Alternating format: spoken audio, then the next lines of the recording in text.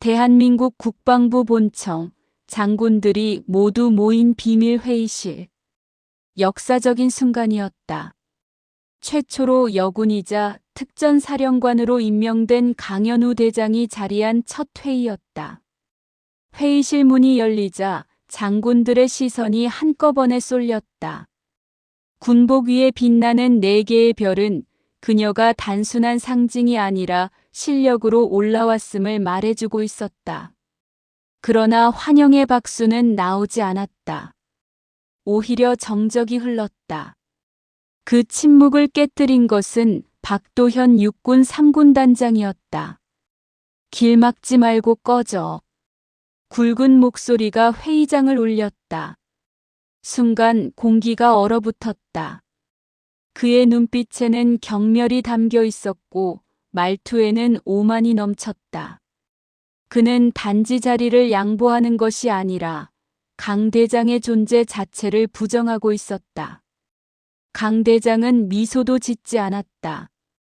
단지 짧게 대답했다. 군인의 길을 막는 건 당신입니다. 오늘 이후 결과를 감당하게 될 겁니다. 그날의 짧은 설전은 한국군 역사에서 오래 회자될 사건의 시작이었다. 박도현은 군 생활의 절반을 영웅으로 불렸다. 젊은 시절 최전방에서 수차례의 교전에서 공을 세웠고 부하 장병들을 이끌며 용맹을 떨쳤다. 그의 이름은 군단 내에서 공포와 존경을 동시에 불러일으켰다. 그러나 세월이 지나면서 그의 무용담은 점점 과거의 이야기로만 남았다. 지금의 그는 전투보다 권력 유지에 더 관심이 있었다. 군단 내 인사를 자기 사람들로 채우고 장비 예산을 빼돌려 뒷돈을 챙기며 불만을 제기하는 부하 장교들을 좌천시켰다. 병사들은 그를 괴팍한 군단장이라고 불렀다. 술에 취한 채 부하를 불러 욕설을 퍼붓는 일이 잦았고 마음에 들지 않는 보고서를 찢어 던지며 폭행을 일삼기도 했다. 그의 곁에는 그저 눈치만 보는 참모들만 남아 있었다. 새벽 3시 17분 특전사 지휘동 앞. 안개가 지상에 눌어붙은 듯 낮게 깔린 시간. 젊은 중이 하나가 파수견처럼 주위를 살피며 건물 측면의 비상계단을 올랐다. 진급 2번을 놓친 그러나 누구보다 야전이 체질인 문수현 중이었다. 그는 사령관실 앞에서 멈춰섰다. 중이, 이 시간에? 근무장교가 놀라 문을 막으려 하자 중위는 봉투를 내밀었다. 봉투 겉면에는 직접 전달이라는 빨간 스탬프. 곧 문이 열렸다. 강현우 대장은 책상 위에 펼쳐놓은 작전 지도로 시선을 떼지 않은 채 말했다. 들어오세요. 봉투 안에서 흘러나온 건 정밀 회계 자료, 장비 납품 계약서 사본, 익명 진술서였다. 그리고 마지막엔 녹취록. 선선히 좀 넘어가자고. 장비는 내 몫으로 2세대만 빼오면 다들 편해져. 군단장님 그건. 길 막지 말고 꺼져. 내가 시키면 하는 거야. 문수연의 손이 미세하게 떨렸다. 사령관님, 이건 박도현 군단장의 핵심 측근들 사이에서 오간 대화입니다. 정식 보고 전에 먼저 사령관님께 군단 내부에서 증거 파쇄 움직임이 시작됐거든요. 강 대장은 녹취록을 덮었다. 표정은 잔잔했지만 눈빛은 벼랑 끄트머리까지 밀려간 병사를 보듯 깊었다. 문중이 위험을 감수했군요. 군복이 더럽혀지고 있어 버틸 수가 없었습니다. 당신의 용기는 기록될 겁니다. 다만 기록보다 중요한 건 절차예요. 그녀는 바로 참모장에게 지시했다. 군사기지방호법에 근거한 긴급 자료보전 명령 발동. 군단 감찰부 독립수사팀 요청. 외부 포렌식 전문가 비밀 투입. 그날 오후 3군단 정보처리실 서버실의 NAS 하나가 갑자기 과부하로 꺼졌다. 고이였다. 로그에 남은 마지막 타임스탬프는 문수연이 사령관실에 들어간 시각과 거의 같았다. 증거인멸. 강 대장이 짧게 중얼거렸다. 그리고 그 순간부터 시간과의 전쟁이 시작됐다. 3군단 연병장에선 훈련 감식이 진행 중이었다. 표면상으론 장병 안전관리 강화 점검이었지만 실제로는 권위주의식 통솔 흔적을 찾는 작업이었다. 과도한 야간 행군의 강제, 성과 위조, 구타 은폐. 병사들의 눈빛은 한결같이 흔들렸다. 한편 박도현은 사무실에서 난폭하게 의자를 밀쳤다. 감히 그 여자 하나 들어왔다고 나라가 뒤집혀. 참모가 조심스럽게 보고를 올렸다. 군단장님, 수사팀이 내일 군단 내부 회계 LAN을 포렌식한다고. 그리고 뭐. 그 말씀이 좀 커졌습니다. 회의장에서 하신 그 길 막지 말고 꺼져. 발언이 녹취로 나돌고 있습니다. 박도현의 입술이 경련했다. 우스갯거리로 만들려고. 내 말 한마디가 밈이 됐다고. 젊은 장교들 사이에서 암호처럼 쓰입니다. 상급자의 부당한 지시를 거절하는 은어처럼요. 길 막지 말고 꺼져 부패여 물러가라라는 뜻으로. 그 순간 박도현은 처음으로 두려움을 느꼈다. 권력은 침묵을 먹고 자란다. 그런데 그 침묵이 깨지고 있었다. 밤이 깊자 강 대장은 참모들을 모았다. 내일 오전 8시 3군단 서버 이미지 덤프. 9시 군단장실 금고 개봉. 10시 군검찰 합동 브리핑. 모두 법과 규정대로 진행합니다. 감정 없이 증거로. 참모 중 한 명이 조심스럽게 물었다. 사령관님, 언론 쪽에서 벌써 냄새를 맡았습니다. 조용히 처리할까요? 강 대장은 고개를 저었다. 조용히 처리해온 결과가 지금의 침묵의 카르텔입니다. 군의 명예는 투명성으로 세우겠습니다. 폭풍이 오기 직전의 정적. 그 정적 속에서 각자의 선택이 결정되고 있었다. 누군가는 문을 걸어 잠그고 벌벌 떨었고 누군가는 오래 닫혀있던 입을 열 준비를 했다. D-데이 900. 군단장 집무실 금고가 열렸다. 열쇠는 박도현의 비서가 흔들리는 손으로 내밀었다. 안에는 외부 골프장 VIP 카드 다발, 고가의 시계 상자, 그리고 검은색 수첩. 그 수첩엔 납품업체 명단과 함께 전산 10, 지원대 3, 정치인 7 같은 암호 같은 숫자가 빼곡했다. 동시에 포렌식 팀은 서버 미러링을 완료했다. 지워진 폴더의 섀도우 카피에서 복구된 것은 훈련 사고 원본. MP4.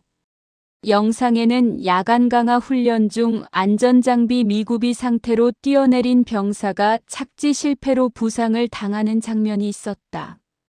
화면 속에서 누군가 외쳤다. 보고서에 쓰지 마. 훈련 성과 떨어지면 군단장님이 날린다. 길 막지 말고 꺼져 하던 대로 해. 자신들의 폭력이 구호처럼 소비되는 광경은 잔혹하게도 자기 모순이었다. 1030 합동 브리핑. 회의실은 플래시 세례로 눈이 아플 지경이었다. 국방부 대변인이 말문을 열기 직전 문이 벌컥 열리며 박도현이 걸어 들어왔다. 그는 카메라를 똑바로 쳐다보며 외쳤다. 모두들 속지 마라. 이건 정치다. 나를 무너뜨리려는. 강현우 대장이 마이크를 들어 올렸다. 박 군단장 규정에 따라 신병을 군사경찰에 인계합니다. 그녀의 목소리는 놀랄 만큼 평온했다. 여기 있는 모든 것은 증거입니다. 이름, 숫자, 서명, 영수증, 영상. 우린 사람을 심판하려는 게 아닙니다. 행위를 규정대로 신문하는 겁니다. 박도현은 비틀거리며 뒷걸음쳤다.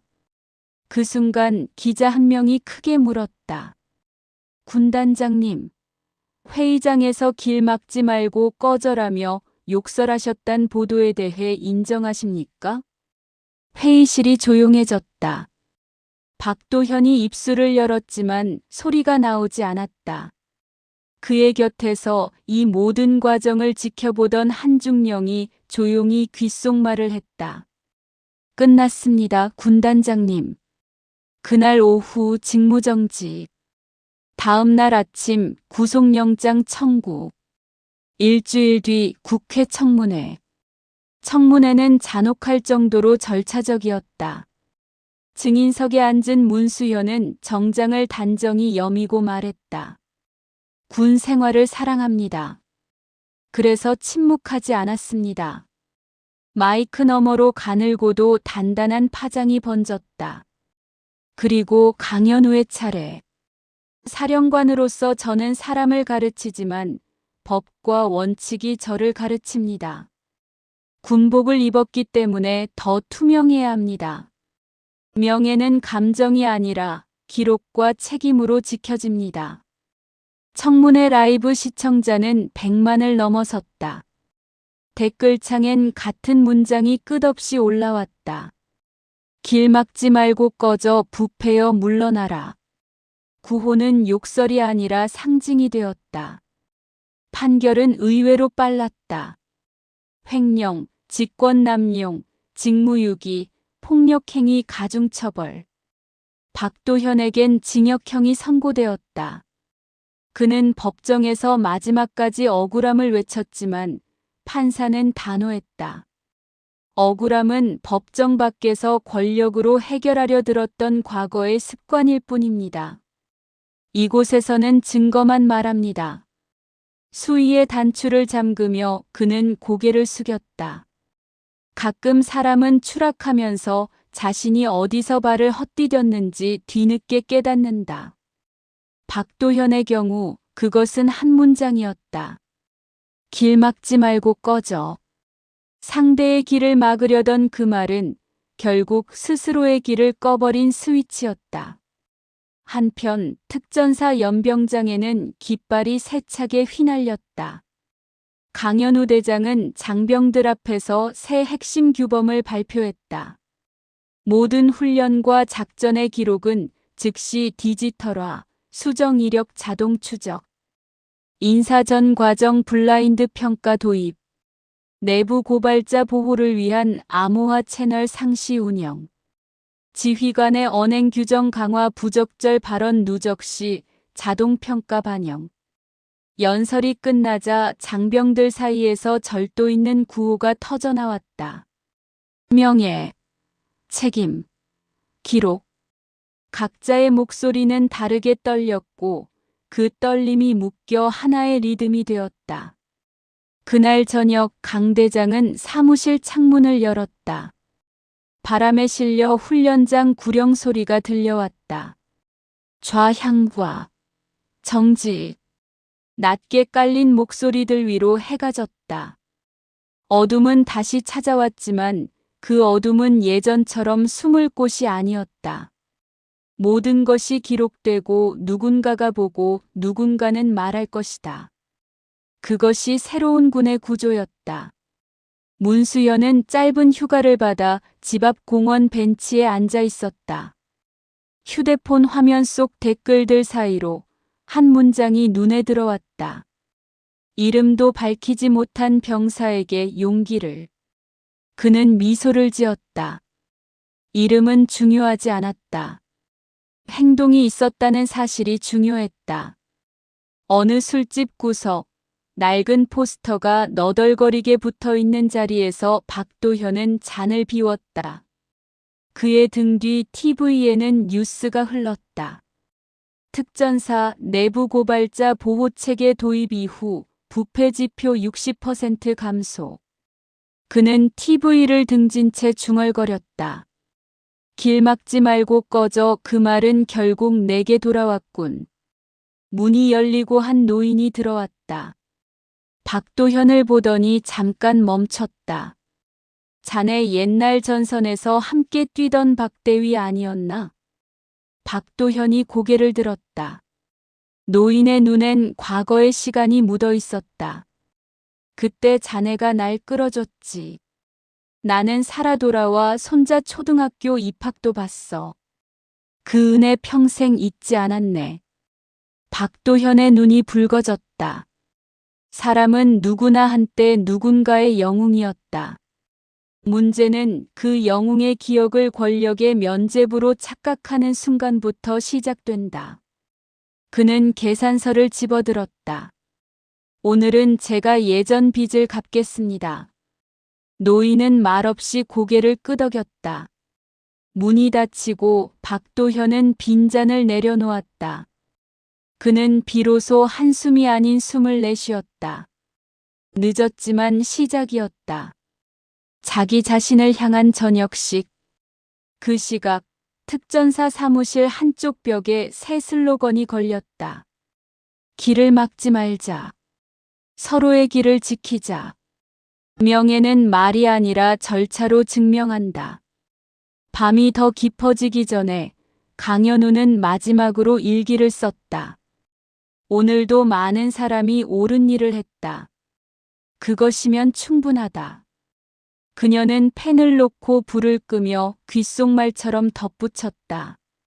내일은 더 투명하게. 창밖의 깃발은 바람도 없이 미세하게 흔들렸다. 누군가의 심장박동처럼. 여러분, 오늘 이야기 어떠셨어요? 스스로를 사랑하기로 결심한 순간, 우리의 삶은 조용히 달라집니다.